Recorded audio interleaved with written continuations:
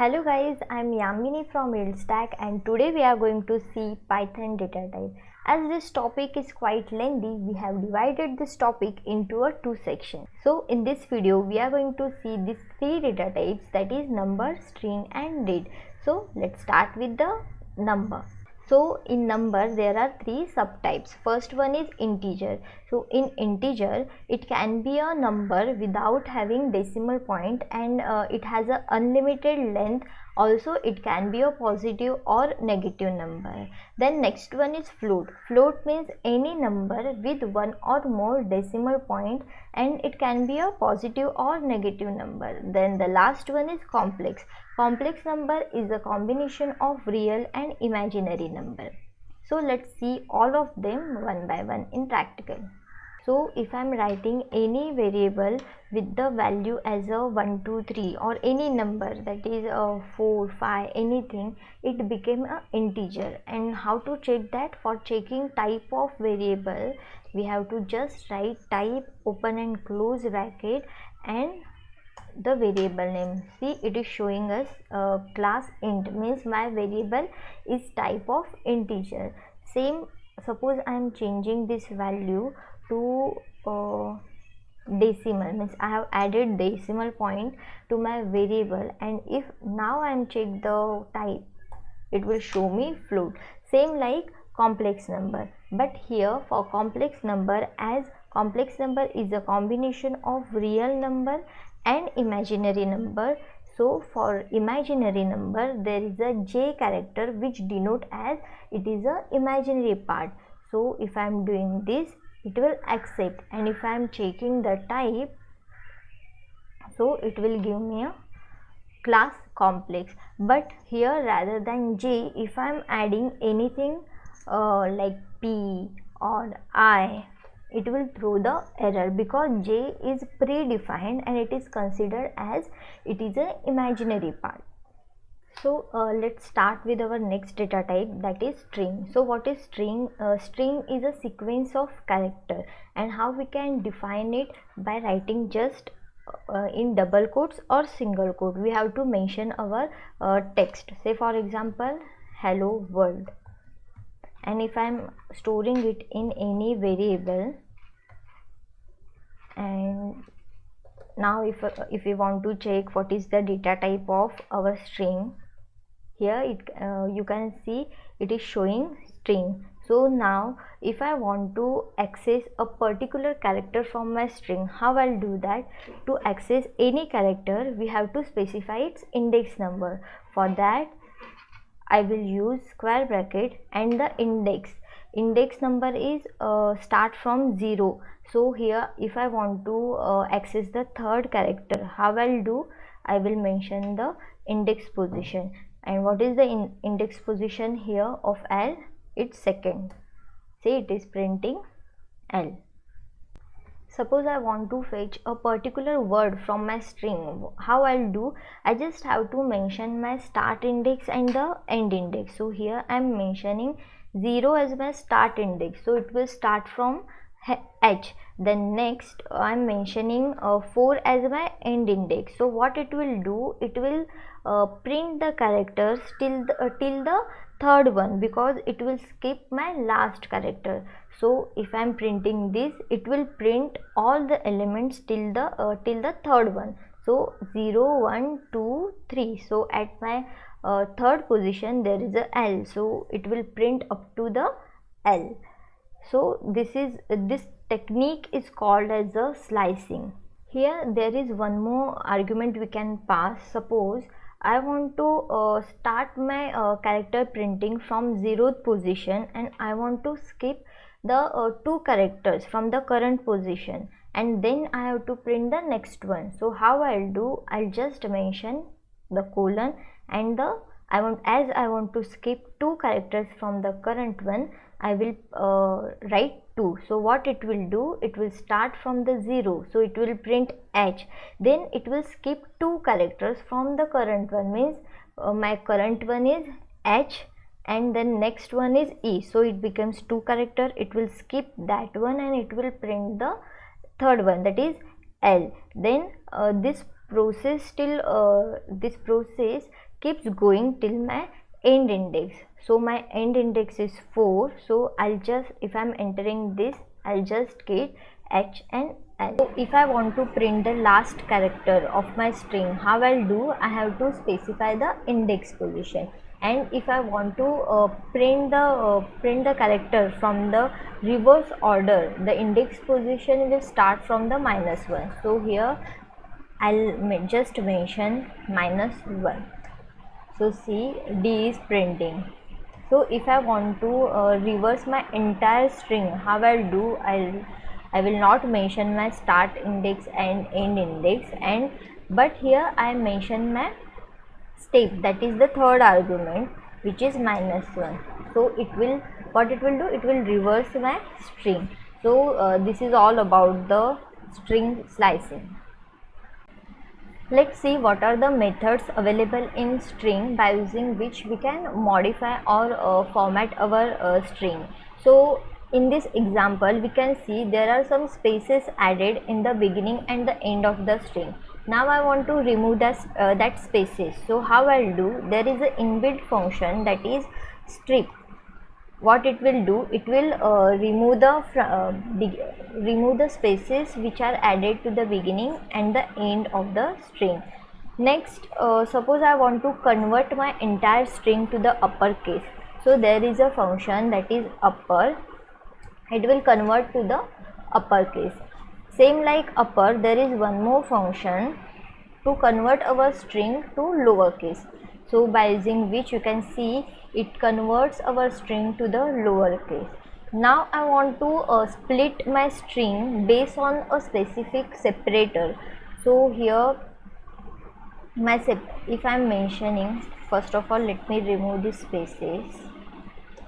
Okay, so this is my string, and now I want to separate these words and convert it into a list. How I'll do, here we can say space is my separator between the two words, right? So I just have to write ABC dot split to splitting two words or splitting to a string, split by which separator I have to mention the separator. So here space is our separator, and now if I am entering this, it will separate the string. If in my string comma is there, so here my separator became a comma. So it will separate our string based on the separator we have given. When we want to concatenate or combine two or more string, we can do it by using a plus operator. Say for example, here I saved my hello to a variable A and world as in a variable B. So if I want to concatenate both the words or both the variables, how I'll do, I'll just mention plus operator and then my next variable, that is B. So it will concatenate both the string. And if you don't want to use the plus operator, so there is one more function, that is format. How to use that, let's see. Say for example, I am creating one string, that is good morning, and after that comma I want to print the value of A and value of B here. So how I'll do, just open and close curly bracket, 0 space 1 and then dot format. What are the values we have to print, means what are the values we have to replace with the 0 and 1 that we have to mention in a sequence. So whatever sequence will give here, in that sequence only it will get print. So on the 0th position I want A and the first position I want B. So if I am entering, it will become good morning hello world. So this is about the format function. One more thing is there about the format function is, suppose when I want to concatenate two strings of different data types. Say for example, hello, and second variable is integer type, say for example 8, And now whenever I'll go to concatenate, how I have to do? First I have to convert it into the string, because here 8 is my type of integer and concatenation of string is possible if both the variables are of same type, then only we can concatenate. So if I want to concatenate integer with a string, I just before that I have to convert it into a string. So here I am converting to a string and then I can concatenate. So whenever we use format, this additional step of conversion of typecasting we can skip. So right now my value of b is 8, so I don't need to convert it into the integer, it will automatically typecast. So this is about the format function. So we have seen what is string, then how to access the string element, then we have seen how to use slicing or how to perform slicing on our string. Then we have seen our string methods, that is first one is strip, which is used to remove the additional spaces which are added to the beginning and the end of the string. Then we have seen how to use upper and lower function to convert the string into a uppercase and lowercase respectively. Then we have seen how to use the split method to by using the or by specifying the separator. Then next we have seen how to use the format function and how to perform concatenation on the string. Let's see our next data type, that is date. And to work with the date we have to import the datetime module of the Python. How to do that? Let's see. To import the datetime we just have to write import datetime. And next suppose I want the current datetime. How I have to write is datetime now. What does that mean? We are trying to import the datetime module. Inside of that there is a datetime class and we are accessing the method of that class, which is now, and which give us the current local datetime. Now or you can write it in other way also, like from datetime import datetime, then datetime dot now. Okay, now suppose I want the current date only, I don't want that timestamp or time. So how I'll do, I just import from datetime import which class I want date class, and in that class there is a method called today which gives us the current date. Now I have to convert the timestamp into a datetime object. So how I'll do that? I just have to write date class, as we have imported that class. So date class, inside of that class we have one more method, that is from timestamp. What it will do, it will convert the specified timestamp which is given in seconds to a datetime object. So I have my current timestamp, so we get it gives us a date object. So suppose I want to convert my datetime object to a string. How I'll do that? Let's see. Let's take our current date, that is datetime dot now. Let's see, current date is this current date and time. Now I want to convert this datetime object to a string. For that we have method, that is strf time. Here syntax is we have to mention the format, in which format you want that string, means for dd mm yy dd, like that. So I want percentile, we have to mention percentile before the format code. So first I want d, then backslash, then percentile m for month, then backslash, then percentile y. Next I will be write comma, then I want hour, minutes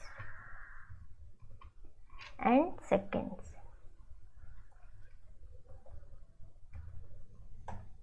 So whatever format I will give, it will convert my datetime object into that particular format. In the description box I have given one link, there you can find all the format code list. So we have seen how to convert a datetime object to a string by passing the particular format. So you can see here the difference. When I passed small s, it gives me a different output, and when I pass capital S, it gives me the different output. So your output is depend upon what format you have mentioned. Next we will see how to convert a current date string into a date object. So we have our date string as today's date is 21st, then I will mention the month, comma 2020. So this is my string. I want to convert this date string into a date object, and for that we have a method called as strp time. strp time. Inside of that we have to pass the date string, and next our second argument will be our string in which format we have passed. So my format is percentile d, that is date, then space percentile b. Capital B is for as my name of the month, means I have mentioned the name of the month, that's why I am specifying capital B. The format code for this is capital B, then comma year. So you will get output as a date time object. Here one more thing is there. From this date, if I want to access a year of my date, for that I just have to write dot year. It will give me which year I have mentioned in my date. So same like that if I want to see how many options are there, so you just have to do dir of current date. It will give us the what are the available options we can use. So like here we can use month to get the month, and day to get the which date.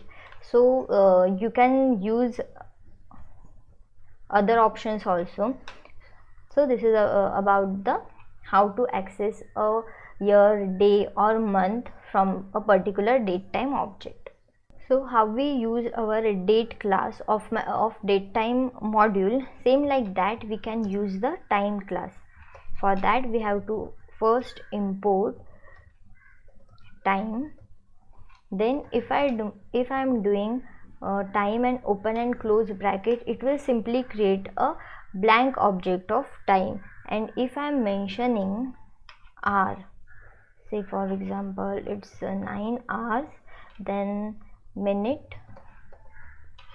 is equal to 30 and second is equal to 20. So it will create a time object of my specified time. And now if I am storing this time into a particular variable, say for example current time, and I want to access what is my hour, so I can use it, I can write it a dot current time dot hour or current time dot minute, like that. So this is about the time class. If I am doing datetime dot now, then it will it's give the local time, but I don't want my local time. I want to change that local time as per the zone specified by me. So for that we have to import the third party module, that is pytz. So this is for the specifying the time zone. So here I have write some zones. First one is America, second one is for Africa, and third one is for Europe. So how to use that? Whenever I'll do datetime dot now, datetime dot now, so at that time I have to specify my zone. So for first example I'm specifying America, so it will give me a 10, 23 and 46. If I'm specifying the second zone, see, you can see the difference between the time. If I'm specifying the Europe time zone, time is different. So this is how you can use the PYTZ module to specify the time zone. So we have seen our third data type also, that is date. In that we have seen how to get a current date time, then we have seen a date class, then we have seen our time class to get the current time and current date. Then next we have seen two methods. First one is strf time to convert a date object to a string, and next one we have seen strp time, which is used to convert a string to a date object. Next we have seen PYTZ module, which is used to convert the date time or get the date time as per the given time zone. So in this video we have seen three data types, that is number, string and date. In next video we will see how to use list, tuple and dictionary. So till then keep learning, and if you like my video please do like and share with your friends, and thanks for watching. Bye.